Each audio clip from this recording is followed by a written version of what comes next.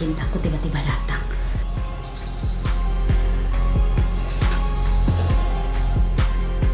Mama, jangan yang aneh deh. Mama ngapain sih? Jadi, Bang. Ngapain sih?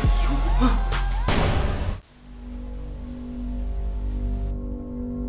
Nadine, ayo bangun dulu.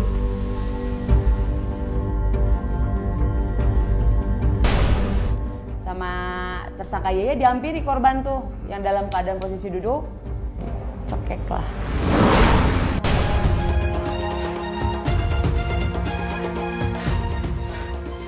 Wah, udah sini, Mama cepet.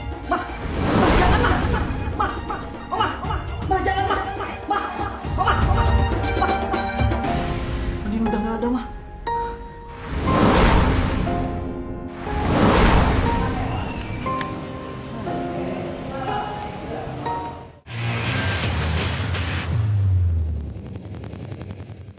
Pak, Bapak jadi mau kerja ke kota?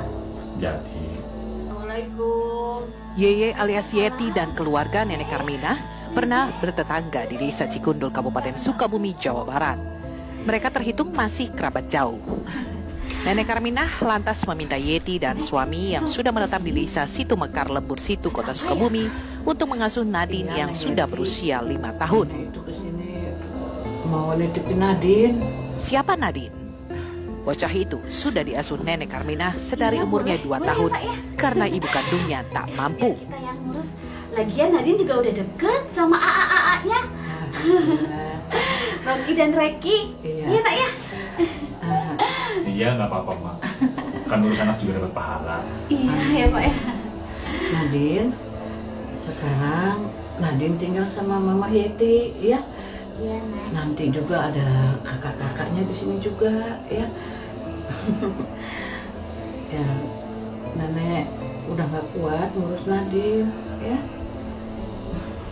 Perlu sayang. Maafin Nenek ya, Nadine.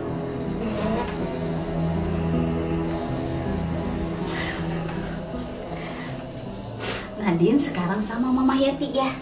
Tinggal di sini sama Mama. Iya ya, itu ya. Sudah, kalau begitu maafin Nenek ya. Nenek mau pamit pulang. Nadine ya, Nenek pulang ya sayang ya.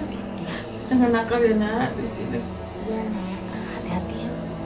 Assalamualaikum. Ya, waalaikumsalam. Nadine.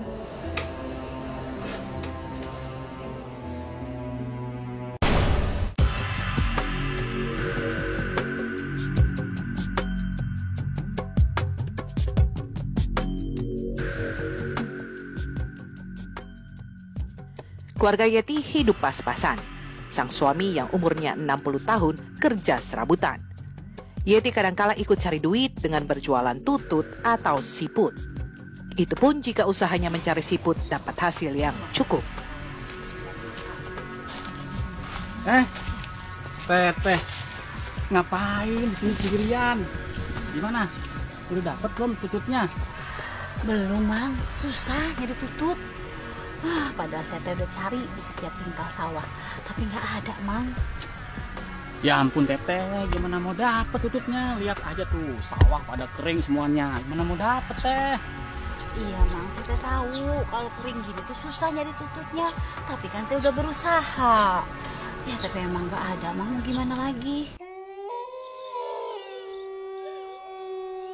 Pak, Pak, bangun deh, Pak, sebentar. Mama mau ngomong. Pak, Apalagi? Bapak mau istirahat. Duh, capek mau tidur. sebentar aja, Pak. Mama tuh mau ngomong. Si ibu 39 tahun usia menanggung derita. Apalagi si AA. Terus uang yang Bapak kasih mana cukup? Iya, Ma, Papa tahu. Tapi kan Papa udah usaha. Ya udah. Besok Papa mau kerja ke kota. Semoga dapat rezeki. Ekonomi keluarga kalang kabut tak terurus. Kebutuhan biologis amat haus.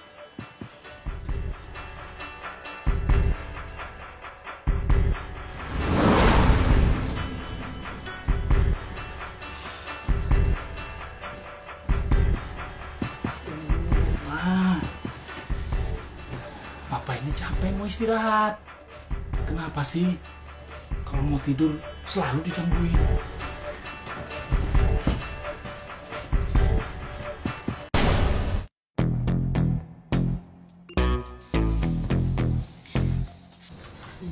Cuma sedikit ya, tidak apa-apa ya.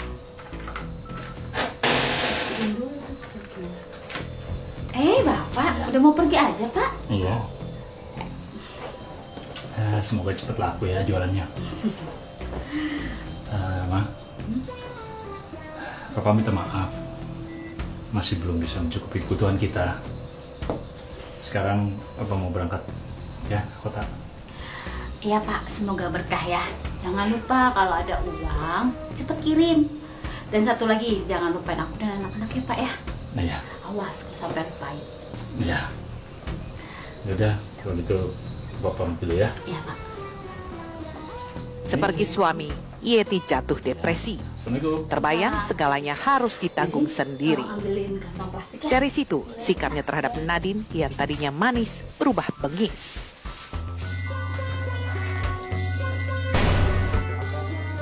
Ya, namanya anak kecil biasanya merengek minta jajan aja sih. Kebetulan menurut keterangan Yeye ini saat itu tidak punya uang. Nah, karena kesal maka dipukul lah sama Yeye ini.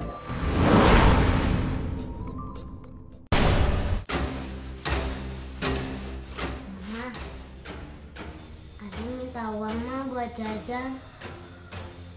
Kamu kan tahu, Dek, Mama ini nggak punya uang. Ini aja buat jajan kamu sekolah nggak ada.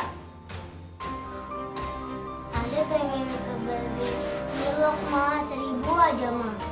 Kamu ngerti nggak sih, Dek? Kalau Mama ini nggak punya uang. Kalau kamu mau jajan, nanti tunggu Bapak kamu pulang. Bapak kan nggak ada mah. Ya, Bapak kamu kerjanya aja berhari-hari.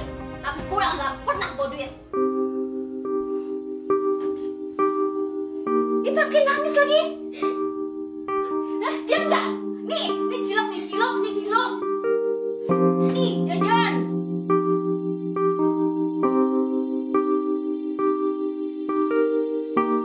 Udah sana. Nangis segala. Anak gak ngerti banget dibilangin gak punya duit. Bapaknya gitu.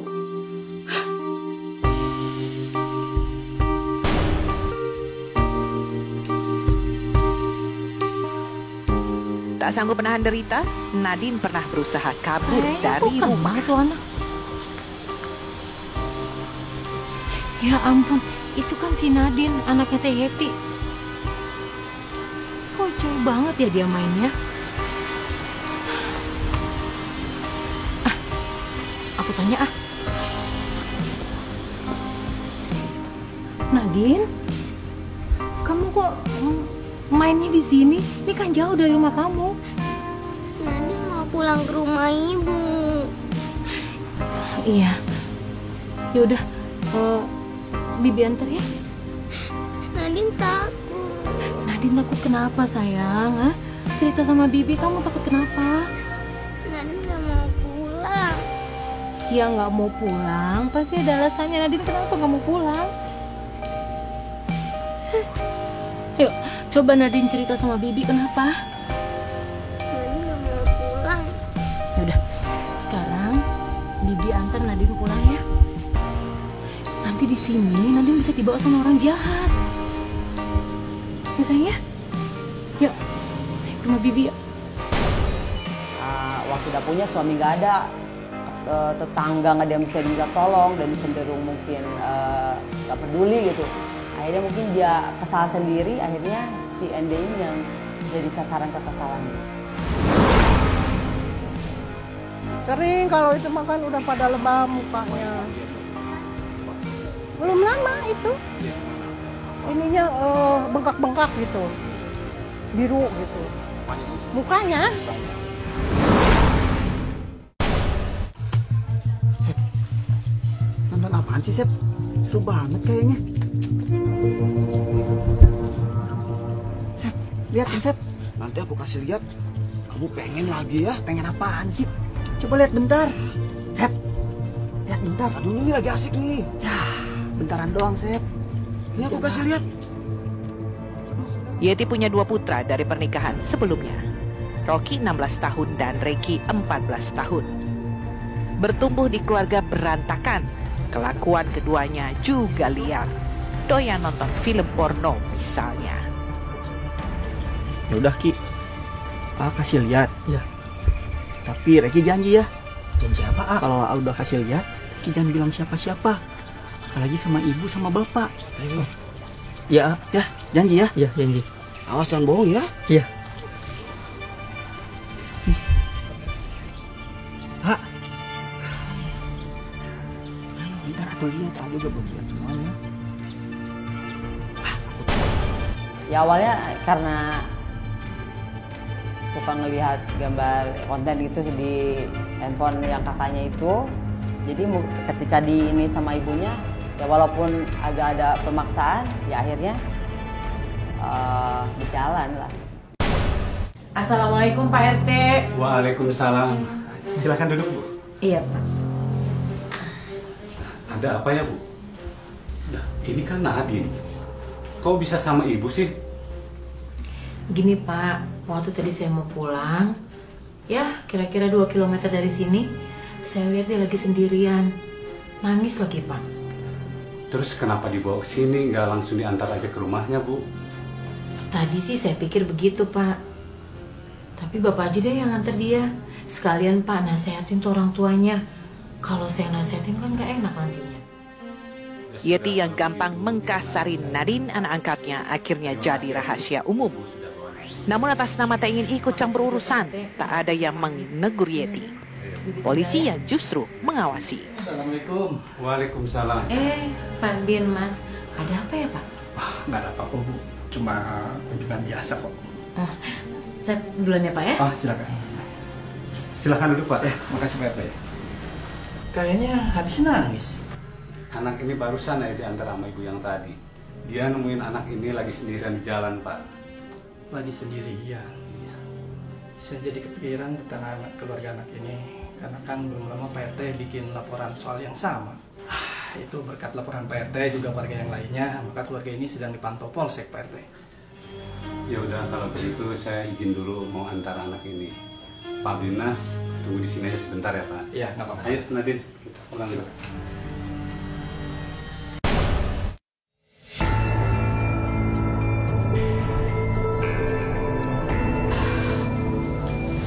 Nadine, ngapain sih kamu tuh pakai main jauh-jauh segala? Pakai diantar sama Pak RT lagi. Mama kan jadi diomelin sama Pak RT. Mana polisi udah tahu lagi. Pusing. Ini juga anak-anak mau pulang. Nggak punya duit buat makan. Apa yang mau dimasak nggak ada apa-apa.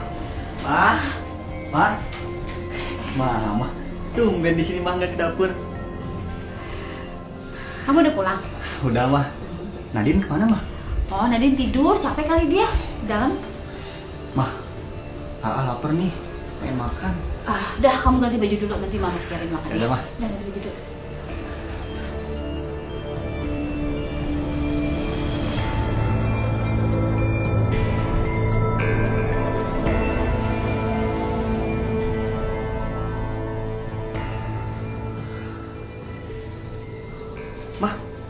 Kok makannya belum ada?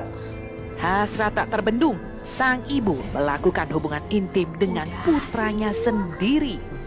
Sedarah incest. Gila. Karena faktor dia tidak pernah mendapatkan nafkah batin itu dari suaminya, sehingga ketika hasrat itu ada melihat anaknya jadi layaknya ya perempuan dewasa, itu lawan jenisnya.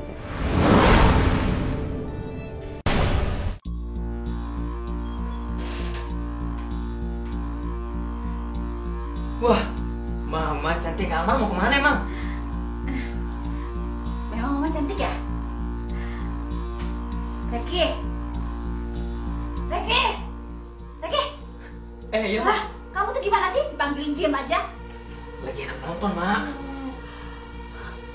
Rocky kemana sama Nadine? Barusan kedengeran main di sini. Rocky tadi diajak sama Nadine keluar main. Jadi nggak ada siapa-siapa dong di sini.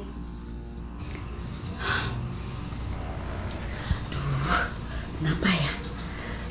Rasa bercintaku tiba-tiba datang. Mana suami gak ada lagi.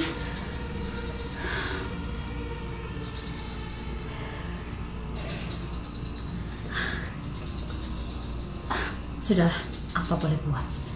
Ternyata tak cuma berintim dengan putra pertamanya, Yeti juga melakukannya dengan putra keduanya. Makin sinting. Sini. Apa sih, Ma? Oke, sini lihat Mama. Ma, jangan yang aneh deh. Mama ngapain sih? Udah diam kamu. Ma, ngapain sih? Ma.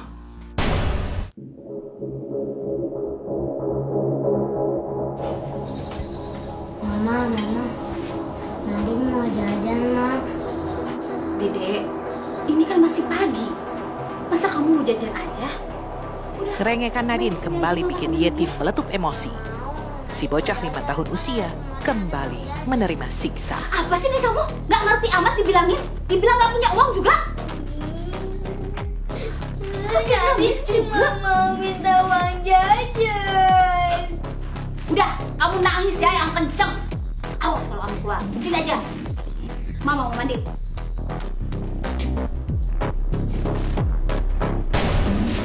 Setelah beberapa lama nonton TV, si Ende ini korban Ende ini ditengkurupin, kemudian bajunya disingkat. Setelah itu melakukan cabul terhadap korban.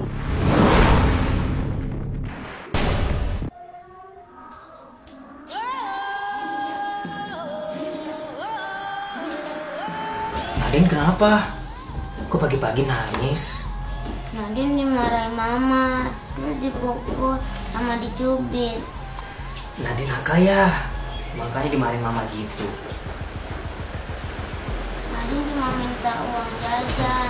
Udah, jangan nangis lagi ya. Baik, sekarang main sama ayah. Udah, sekarang gimana? Kita main petak umpet. Nadine tengkurap, pejamkan matanya, terus hitung. Tapi ingat, nggak boleh buka dulu ya matanya. Mendengar tangisan Nadine, Ricky langsung datang. Namun siapa sangka, bukan melindungi sang adik, Ricky justru memanfaatkan kesempatan memperkosa Nadine. Bejat.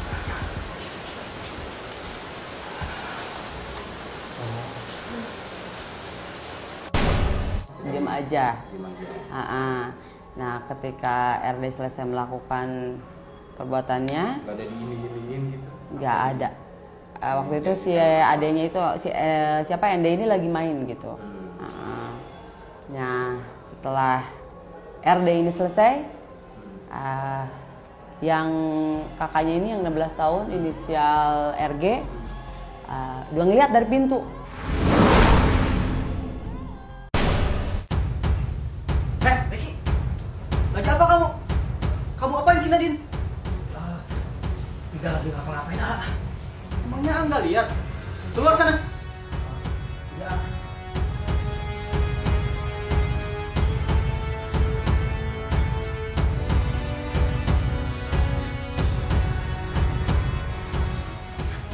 Nadine, ayo bangun dulu. Sungguh miris.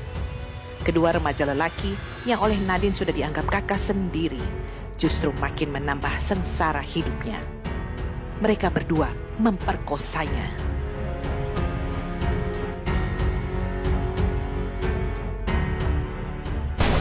Ya, selama dilakukan perbuatan itu oleh RG, setelah kurang lebih 4 menit, pada saat RG sedang memakai celana, datang tersangka Yeye.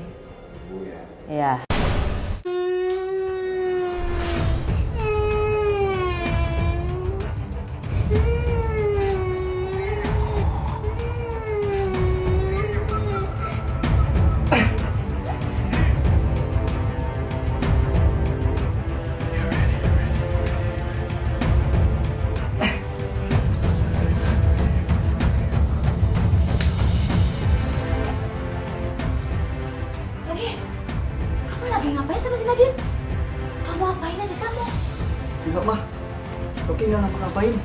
tuh. Tadi si Nadine nangis terus. Ini Nadine masih bernafas atau udah mati? Masih mah, cuman dia udah lemes. Bukannya mencari tahu kenapa Nadine payah, Yeti malah kembali mengajak anaknya incest. Edan. Oke, kamu tuh ngapain? Udah periksa Nadine? Iya mah. Mah, kayaknya Nadine masih hidup mah. Masih hidup gimana? Orang ngap-ngapkan kayak gitu. Ini dia masih bernapas mah. Udah. Jadi mau gimana ini mah? Udah matiin aja. Matiin? Iya. Lebih baik dimatiin aja. Dia kan lihat tadi kita ngapa-ngapain. Nanti kalau dia hidup, dia tuh nanti cerita-cerita sama orang. Gimana? Udah lebih baik matiin aja. Cekek lah. Enggak, dengan menggunakan tangan oleh tersangka Yeye. Nah, setelah korban tidak bernapas, kemudian tersangka Yeye mengajak RG untuk membuang mayat tersebut ke sungai yang ada di belakang, yaitu di Sungai Cimandiri.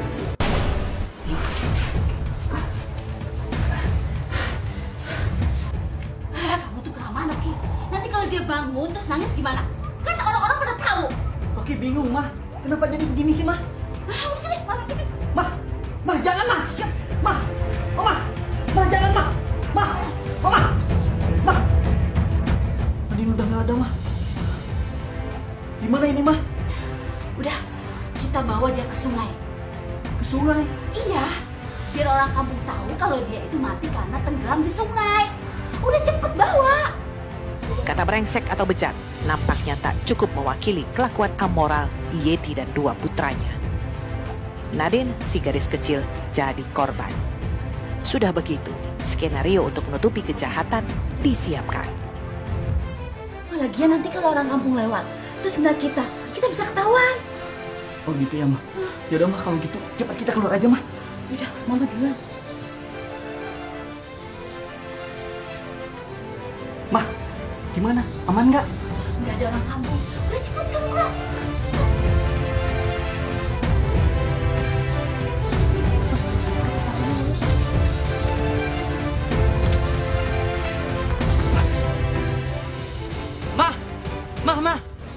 Mah.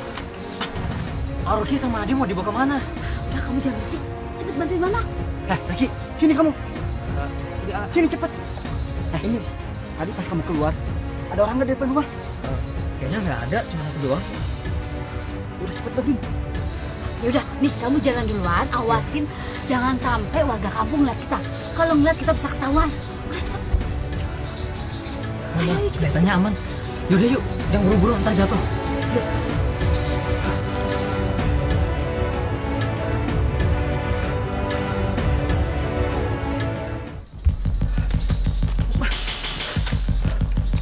Mah, jadi mau ditaruh di mana ini mah?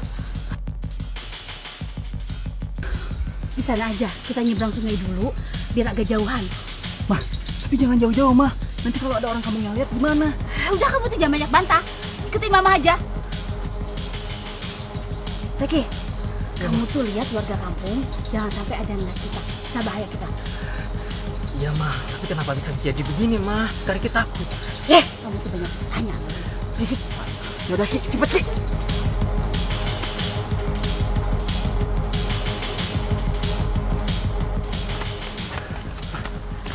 Udah.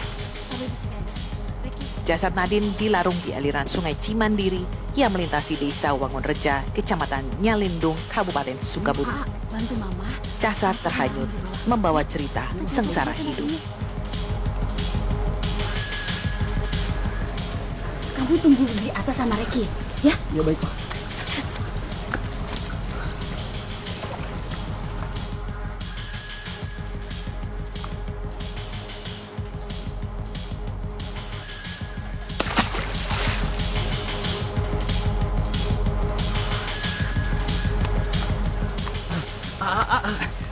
Gimana, mayatnya sudah hanyut, nggak tahu Ki. Tapi tadi lihat Mama lagi dorong-dorong mayatnya Nadine biar supaya hanyut. Udah cepet aja pulang. Yaudah. Dari Mama. Tunggu, Mama gimana? Tunggu. Saat di rumah tidak ada sih rencana untuk kabur karena ketika ditemukan oleh warga sekitar pukul 12.30, Yeye ini berpura-pura kehilangan anaknya.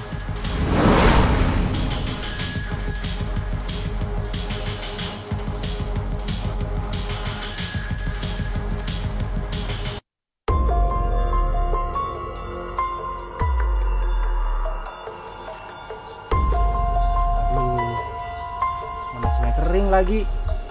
Pasti nggak ada ikannya. Padahal kan pengen mancing. Waduh, itu apa ya? Kok kayak ada anak kecil ngambang? Jadi bikin penasaran nih. Ini ya, ini pasti hanyut nih. Tapi kan sungainya kering. Aduh, aku mesti gimana ya? Oh ya udah. Mending aku bawa ke atas.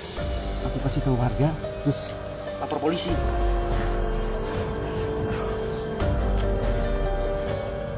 Mana jasadnya? Bu, di sini Bu. Bu, di sini.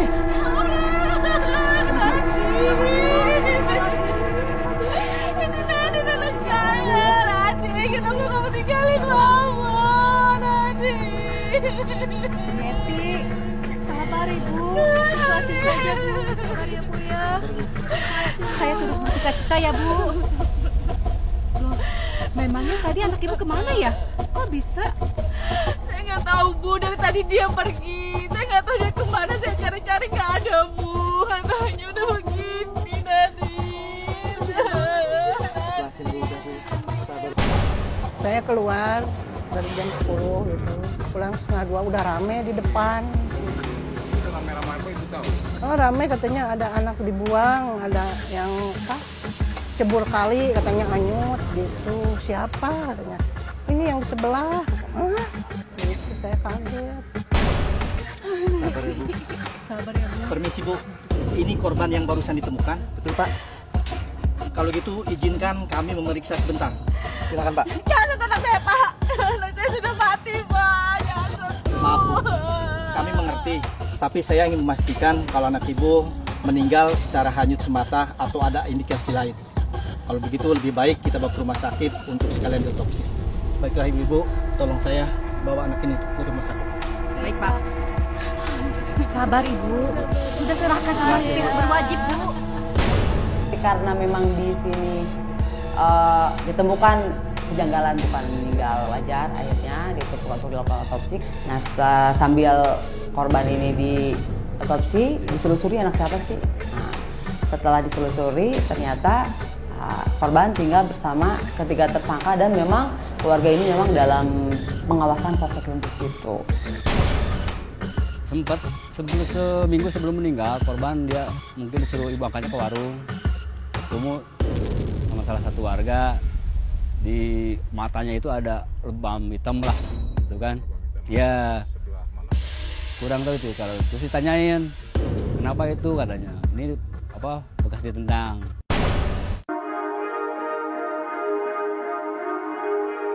Dengan segala kelakuannya, sulit menyebut Yeti sebagai seorang ibu. Dia inses dengan 2 putra kandungnya. Dia membiarkan bocah perempuan yang diangkatnya sebagai anak diperkosa 2 putranya. Dia memerintahkan membasmi si anak angkat. Bahkan polisi wanita yang memeriksa kasusnya sampai tercekat kata-kata. Iya, miris gitu. Biasanya seorang ibu tuh kan tempat anak mengadu segala sesuatu. Makhluk yang mungkin paling sempurna kalau menurut saya sebagai seorang ibu. Ketika anak ataupun siapapun itu ketika datang ke ibu, dia akan menjadi sosok yang begitu bijak. Apapun bisa dilakukan oleh seorang ibu untuk anaknya. Tapi ini di luar nalar, terutama saya sebagai anak perempuan. Kalau menurut saya mah dihukum aja dengan seberat-beratnya ya atas kelakuan dia gitu. Yang saya juga baru dengar kali ada orang setega itu gitu. Gak nyangka aja, dan nggak tahu begitu dikirain mah suka dicubukin aja gitu.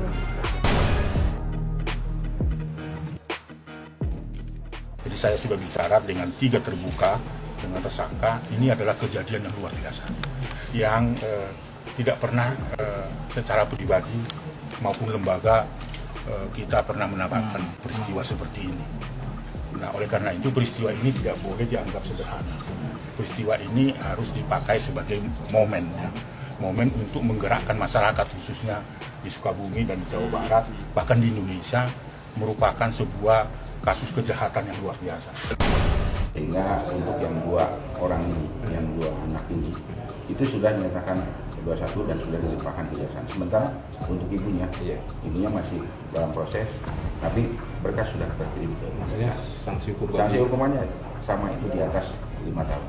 Kita menerapkan pasal di 76 untuk pasal 81 dan pasal 76 untuk pasal 82 Undang-Undang nomor 17 tahun 2016. Ini semua tentang perubahan kedua atas Undang-Undang RI nomor 23 tahun 2002. Ini semuanya di atas ini.